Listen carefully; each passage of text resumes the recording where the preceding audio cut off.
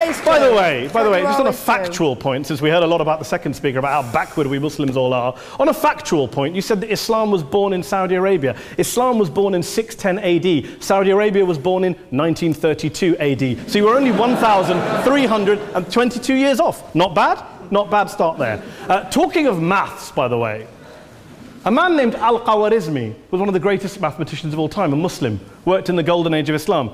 He's the guy who came up with not just algebra, but algorithms. Without algorithms, you wouldn't have laptops. Without laptops, Daniel Johnson tonight wouldn't have been able to print out his speech in which he came to berate us Muslims for holding back the advance and intellectual achievements of the West, which all happened without any contribution from anyone else other than the Judeo-Christian people of Europe. In fact, Daniel David Levering, the author of the Pulitzer Prize-winning historian and author of The Golden Crucible, points out that there would be no Renaissance, there would be no Reformation in Europe without the role played by Ibn Sina and Ibn Rushd and some of the great Muslim theologians, philosophers, scientists in bringing Greek texts to Europe.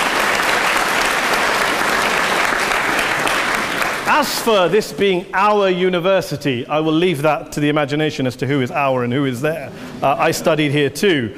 An astonishing set of speeches so far making this case tonight. A mixture of just cherry-picked quotes, facts and figures, self-serving, selective, a farrago of distortions, misrepresentations, misinterpretations, misquotations.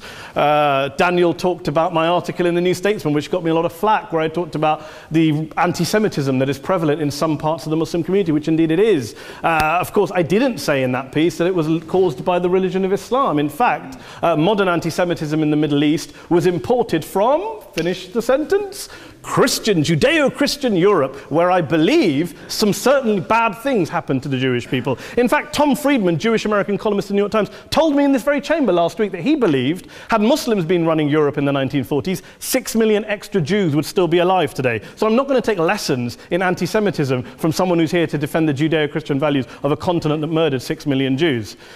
Moving swiftly on. Yes. Absolutely. Well, I'm about to make that point. No, I'm about to make that point. You're right. I agree with you. I agree with you 110%. That is my point. I don't think